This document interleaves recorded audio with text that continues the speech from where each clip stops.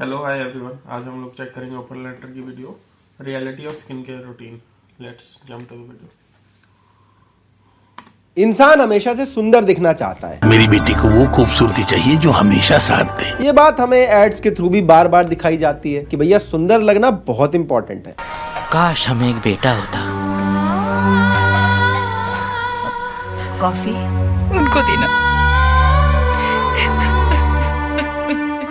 ये बात तो अब स्टडीज में भी प्रूव हो चुकी है कि सुंदर लोगों को नौकरी भी इजीली मिल जाती है। और भारत में कहीं ना कहीं कॉलोनियल माइंडसेट की वजह से सुंदरता का मतलब है फेयर स्किन। तभी तो ऐसे इम्पॉसिबल ट्रांसफॉर्मेशन एड्स के थ्रू हमें दिखाए जाते हैं। और इस तरह के ब्रेन वॉश की वजह से भारत आज ब्यूटी प्रोडक्ट्स के लिए दुनिया का चौथा सबसे बड़ा मार्केट बन चुका है। और इसको और ज्यादा पुश करने में सबसे बड़ा हाथ है ब्यूटी इन्फ्लुएंसर्स का, जो इसके थ्रू अच्छा खासा पैसा भी कमा रहे हैं।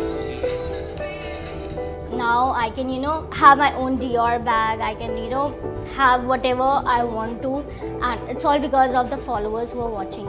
भारत में स्किन केयर का मार्केट पहले भी एग्जिस्ट करता था। ऑलमोस्ट सबने अपने घरों में देखा होगा विको टर्मरिक, पॉन्ड्स या फेयर एंड लवली वाली ट्यूब इधर उधर पड़ी रहती थी। लेकिन पहले ये सिर्फ लड़कियां यूज करती थी। लेकिन भैया अब तो ट्रेंड थोड़ा शिफ्ट हो गया है और लड़कों के लिए भी स्किन केयर का मार्केट काफी ज्यादा पॉपुलर हो चुका है। This is my science-backed, evidence-based skincare routine, and it's actually really simple. The first rule I have is to moisturize twice a day. सबसे पहले फेस वॉश करा, अपने फेवरेट फेस वॉश थे। उसके बाद ना 2 आइस क्यूब ली और तब तक मलते रहो जब तक ये पिघल ना जाए। मैं इस रूटीन को रात को सोने से 30 मिनट पहले फॉलो करता हूँ। आज इंटरनेट पे देखो तो ऑलमोस्ट सबने अपना स्किन केयर रूटीन बना रखा है। पिछले कुछ सालों में ही वाव स्किन केयर, मामा अर्थ, प्लम ब्यूटी जैसे नए नए ब्रांड भी आ गए। सिर्फ स्किन केयर प्रोडक्ट बेच बेच के इन्होंने करोड़ों का बिजनेस बना लिया है। लेकिन आखिर इतना बड़ा शिफ्ट कैसे हो रहा है, यही समझने की कोशिश करते हैं आज के इस वीडियो में। The global cosmetics industry makes a ton of money. Turning your skin a few shades lighter and destroying your self-esteem in the process.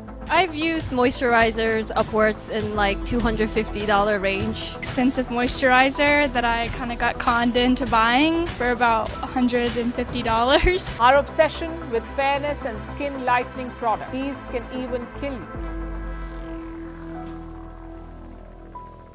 ये स्किन केयर ब्रांड्स ना हमारे साथ एक बहुत तगड़ा खेल खेल रहे हैं। लेकिन इसको समझने के लिए हमें थोड़ा पहले से शुरू करना पड़ेगा। देखो, पहले के लोग स्किन केयर के नाम पे नेचुरल प्रोडक्ट लगाते थे। हल्दी चंदन का लेप लगा लिया, मुल्तानी मिट्टी, एलोवेरा, बेसन, आंवला, कोकोनट ऑयल। अपने यहाँ तो शादी से पहले हल्दी की रस्म इसीलिए रखी जाती है। और ऐसा ही कुछ बाकी जगह पे भी पहले होता था। आज जो हिना हाथों में लगाई जाती है उसको एंशिएंट इजिप्ट वाले बालों में लगाते थे। इनफैक्ट इजिप्शियंस तो एंटी रिंकल क्रीम के लिए एसेंशियल ऑयल यूज करते थे। और इनकी क्वीन क्लियोपैट्रा अपनी स्किन को सॉफ्ट रखने के लिए कच्चे दूध में नहाती थी। रोमन्स भी अगर आप देखें तो हनी और सीड्स को मिलाकर फेस स्क्रब बना लेते थे। एंशिएंट ग्रीस में अगर आप देखें तो बेरीज और मिल्क मिला के पेस्ट करके फेशियल बना लिया जाता था। ये लोग हनी, मिल्क और दही के पेस्ट को एंटी एजिंग प्रॉपर्टी के लिए यूज करते थे। इनफैक्ट अरब कंट्रीज में भी जो हमाम यानी बाथ हाउसेस का ट्रेडिशन होता था, इसमें भी नेचुरल इंग्रेडिएंट ही यूज किए जाते थे। फिर मिडिवल टाइम में धीरे धीरे ये चीजें यूरोप पहुंचने लगी। यहाँ पर भी इन होममेड रेमेडीज में रोज वाटर, क्यूकम्बर, विनेगर और एनिमल फैट तक लोग मिलाने लगे। लेकिन अभी भी मामला होम रेमेडीज तक था। 1700s तक मेकअप यूरोप में इतना पॉपुलर हो चुका था कि जो विमेन मेकअप करती थी उन्हें ज्यादा रेस्पेक्ट मिलती थी। इनफैक्ट रोग, आजकल जो ब्लश पाउडर यूज होता है ना, वो फ्रांस में इतना पॉपुलर हो गया था कि एक साल में 20 लाख पॉट इसके बिकने लगे थे। अब 1800 का टाइम जब आया तो यूरोप और अमेरिका में हो गया इंडस्ट्रियलाइजेशन। तो जो स्किन केयर का पूरा कॉन्सेप्ट था, इसको होम रेमेडी से निकालकर थोड़ा स्ट्रक्चर वे में डेवलप करना शुरू किया गया। क्योंकि लोग धीरे धीरे अमीर हो रहे थे तो और ज्यादा लोगों ने इसे यूज करना शुरू कर दिया। और इसी टाइम पर आप देखेंगे इसके ऊपर रिसर्चेस भी फंड होने लगी। तभी हमें इसी टाइम पर बेबी पाउडर और वैसलीन जैसे प्रोडक्ट की इन्वेंशन देखने को मिलती है। और इसी टाइम से स्किन केयर की प्रॉपर कंपनीज खुलने लगी, जैसे निविया 1880 में शुरू हुई थी। फिर जब 1900 आया तो कंपनीज को दिखने लगा इस सेक्टर में भैया बहुत पैसा है, तो और ज्यादा ब्रांड खुलने लगे, नई नई क्रीम बनने लगी और मास प्रोडक्शन की वजह से चीजें इतनी सस्ती हो गई कि ज्यादा लोग अफोर्ड कर सकते थे। फिर इन्होंने एडवर्टाइजमेंट के थ्रू मास मीडिया में इसे इतना ज्यादा पुश करा कि ऑलमोस्ट हर एक औरत ने किसी न किसी फॉर्म में स्किन केयर के प्रोडक्ट को यूज करना शुरू कर दिया। और ब्रांड अपने कंपटीशन से स्टैंड आउट करने के लिए नए नए प्रोडक्ट भी उतारने लगे। जैसे कि 1944 सबसे पहली बार इस ईयर में सनस्क्रीन को बेचा गया। 1950s आते आते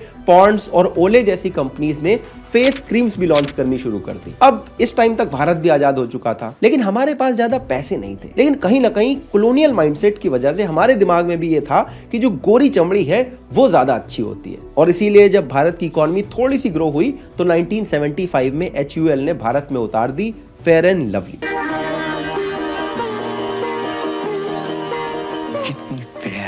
लवली। आय हाय, दूल्हा तो बस देखता ही रह गया। क्या गोरी चिट्टी हो गई है तू। दीदी ये तो करामात है फेयर एंड लवली की, केवल 2 महीने के इस्तेमाल से कमाल। और 1970s में ही विको टर्मरिक भी भारत में लॉन्च हो गई थी।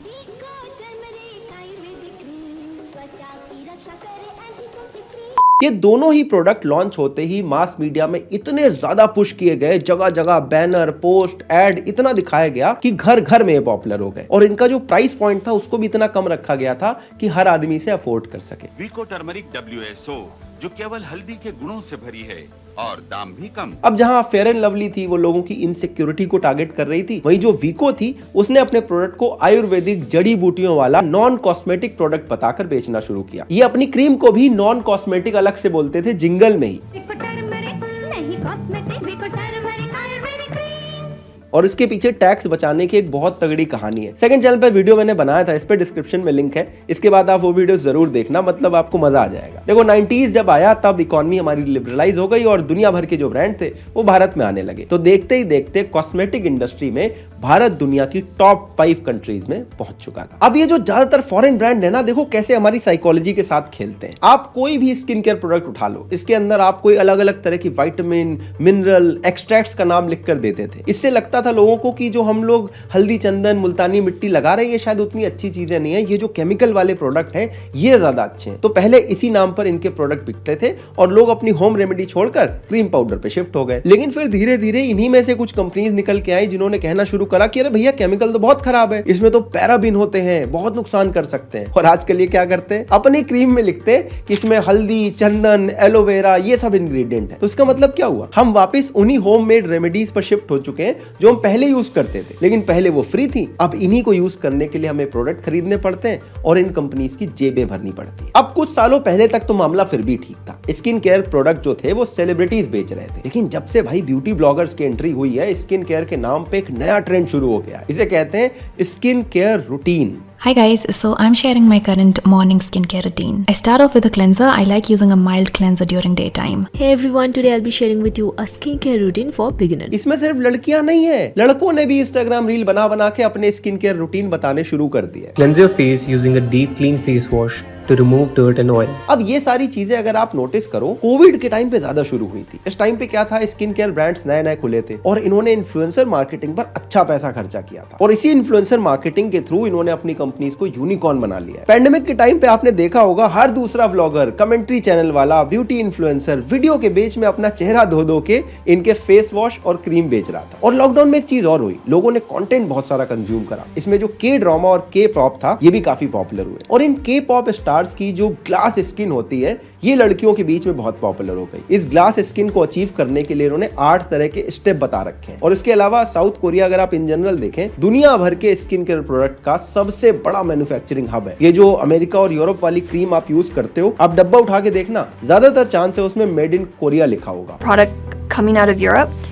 you have to check the back of the product and see if it was actually made in Korea. और ये जो के ड्रामा वाले हैं ना, इन्हें अपने देश का कल्चर और बिजनेस प्रमोट करना बहुत अच्छे से आता है और इनकी वजह से भारत में स्किन केयर जो है वो लड़कियों के बीच में और ज्यादा पॉपुलर हो गया। और भारत से कई सारे लोग जो के ब्यूटी के प्रोडक्ट होते हैं ये डायरेक्टली कोरिया से इंपोर्ट करके बेचते हैं। आपको विश्वास नहीं होगा बट नाइका जैसे प्लेटफॉर्म का जो बिजनेस है वो इन कोरियन प्रोडक्ट की सेल की वजह से बहुत तेजी से बढ़ा है। अब जैसे ही पैंडेमिक खत्म हुआ, लोग बाहर निकले तो स्किन केयर की रिक्वायरमेंट और बढ़ी। जो लोग घर में रहकर स्किन केयर रूटीन फॉलो कर रहे थे वो ऑफिस और कॉलेज जाने के लिए और ज्यादा प्रोडक्ट लगाने लगे। आजकल लोग प्रोडक्ट वगैरह जो है सेलिब्रिटीज से ज्यादा इन्फ्लुएंसर्स और रील देख के खरीदते हैं। अब ब्रांड वाले क्या करते हैं, इन्फ्लुएंसर को पैसा देते हैं, इन्फ्लुएंसर रील बनाता है, वो रील वायरल होती है, लोग रील देखते हैं तो और ऐसी रील बनती है, ब्रांड का सामान बिकता है, जब उसका सामान बिकता है तो वो और इन्फ्लुएंसर को पैसे देते हैं और रील बनती है और लोग इन्फ्लुएंस होते हैं। ये एक तरह के सर्कल है जो लगातार चलता जा रहा है और इसीलिए ज्यादातर जो स्किन केयर ब्रांड्स है अगर आप नोटिस करोगे इनका पूरा बिजनेस मार्केटिंग पे टिका हुआ है। मोस्टली ये कंपनीज ओवरऑल लॉस में ऑपरेट करती है, लेकिन अभी ये लॉस खा के लोगों की हैबिट चेंज कर रही है। एक बार लोगों की हैबिट चेंज हो गई, हर आदमी ने प्रोडक्ट यूज करना शुरू कर दिया, तो आगे आने वाले टाइम में इन्हें मार्केटिंग नहीं करनी पड़ेगी, इनका बिजनेस अपने आप चलता रहेगा और खूब सारी सेल इन्हें मिलती रहेगी। अब मेरा सवाल आपसे, क्या आपको क्यों लगता है इतनी तेजी से मार्केट क्यों बढ़ रहा है? क्या मैंने कोई ट्रेंड